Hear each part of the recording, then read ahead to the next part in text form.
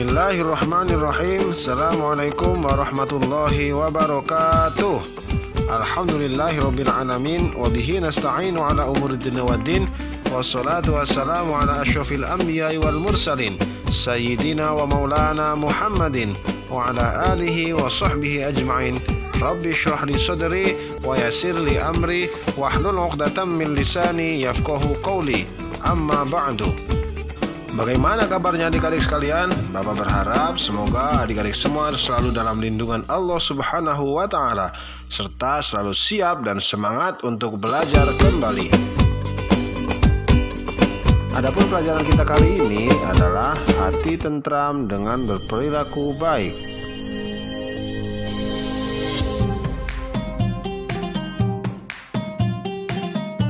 Adapun subtema pembahasannya adalah mengenai perilaku tawadu, ikhlas, dan memohon pertolongan.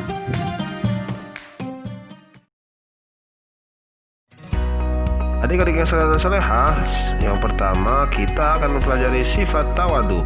Tawadu merupakan salah satu akhlak baik yang harus senantiasa dilakukan oleh umat Islam. Adapun nama lain dari tawadu ialah sikap rendah hati, namun bukan berarti rendah diri. Tawadu dapat diartikan sebagai sebuah tindakan yang percaya diri, optimis, berani, serta tidak merasa diri kita lebih baik dari orang lain sekalipun memiliki banyak kelebihan. Sikap tawadu atau rendah hati selalu dianjurkan untuk dimiliki oleh setiap muslim. Seorang yang senantiasa menjalankan perilaku ini secara lahir dan batin akan diangkat derajatnya oleh Allah Subhanahu wa Ta'ala. Allah berfirman dalam Al-Quran surat Al-Furqan ayat 63, A'udzu billahi minasyaitonir rajim. Wa ibadur rahmanil ladzina yamshuna 'alal ardi haunan wa idza khatabahumul jahiluna qalu salama. Artinya, dan hamba-hamba Tuhan yang Maha Penyayang itu ialah orang-orang yang berjalan di atas bumi dengan rendah hati, dan apabila orang-orang jahil menyapa mereka, mereka mengucapkan kata-kata yang mengandung keselamatan. Adik-adik yang saleh dan salehah, contoh-contoh perilaku tawadu antara lain tidak menyombongkan jabatan, pangkat, ilmu, bahkan kekayaannya terhadap orang lain. Kemudian yang kedua, berteman terhadap siapa saja tanpa memandang derajatnya. Dan yang ketiga, menyembunyikan keahlian, kepintaran maupun kompetensinya dari orang lain agar terhindar dari sikap sombong. Kemudian perilaku terpuji yang kedua adalah ikhlas. Ikhlas merupakan sifat mulia yang ada di dalam hati. Arti ikhlas adalah tulus hati atau bersih hati. Anak yang melakukan perbuatan dengan ikhlas artinya ia melakukan perbuatan itu bersih dari pamrih atau pujian manusia. Ia hanya mengharap ridho Allah Subhanahu wa Ta'ala semata. Sebagai umat Islam, kita diperintahkan agar setiap perbuatan kita disertai dengan ikhlas, seperti firman Allah Subhanahu wa Ta'ala dalam Al-Quran surat Al-Mu'min ayat 65. A'udzu billahi minasy syaithanir rajim. Huwal hayyu la ilaha illa huwa fad'uhu mukhlishina lahuddin. Alhamdulillahi rabbil alamin. Artinya, dialah yang hidup kekal, tidak ada Tuhan selain Dia, maka sembahlah Dia dengan tulus ikhlas beragama kepadanya. Segala puji bagi Allah Subhanahu wa Ta'ala, Tuhan seluruh alam semesta. Adik-adik yang saleh dan salehah, ikhlas merupakan perbuatan hati. Maka perilaku ikhlas itu mudah diucapkan, tetapi susah untuk dipraktikkan. Namun bisa dilatih dan dibiasakan. Ikhlas merupakan syarat suatu perbuatan diterima Allah Subhanahu wa Ta'ala. Nah, adik-adik yang saleh dan salehah, agar bisa berperilaku ikhlas, beberapa hal ini bisa dilakukan, yaitu sebagai berikut. Pertama, berdoa kepada Allah Subhanahu wa Ta'ala. Kemudian yang kedua, berniat hanya untuk mencari ridho Allah Subhanahu wa Ta'ala atau pujian dari Allah Subhanahu wa Ta'ala. Kemudian yang ketiga, berlindung kepada Allah Subhanahu wa Ta'ala dari bisikan setan yang terkutuk. Kemudian yang keempat, tidak mengharapkan pujian atau sanjungan dari orang lain.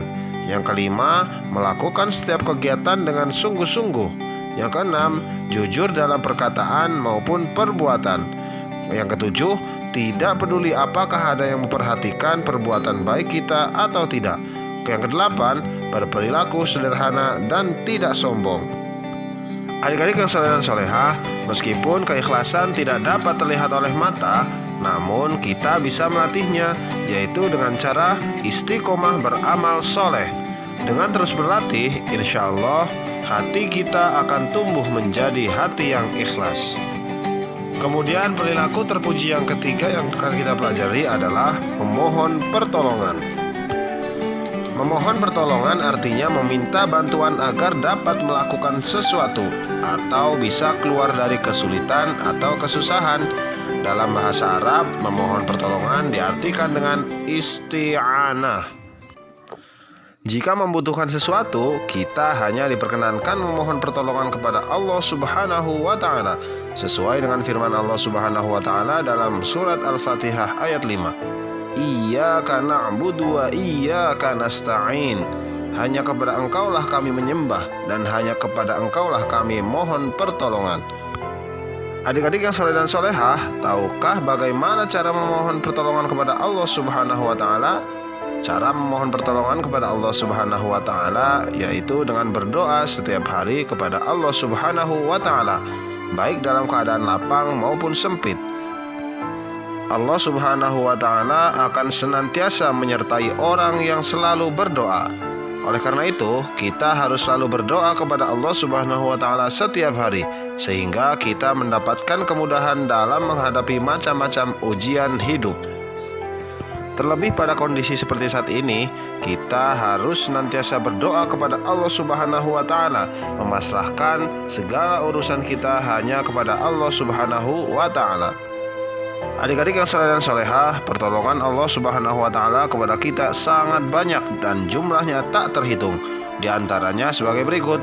Pertama, menjaga urusan dunia kita, seperti memberi kesehatan kepada kita, melapangkan rezeki, menjaga ibu dan bapak kita, dan lain sebagainya.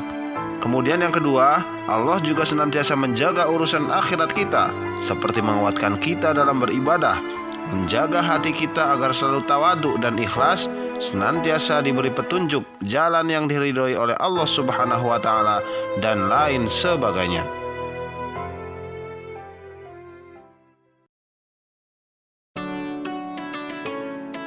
Baiklah adik-adik yang soleh dan solehah, setelah kita mempelajari sikap tawadhu, ikhlas, dan memohon pertolongan, semoga kita semua bisa mengaplikasikan dan mempraktikannya dalam kehidupan sehari-hari, sehingga kita semua mendapat ridho dari Allah Subhanahu wa Ta'ala.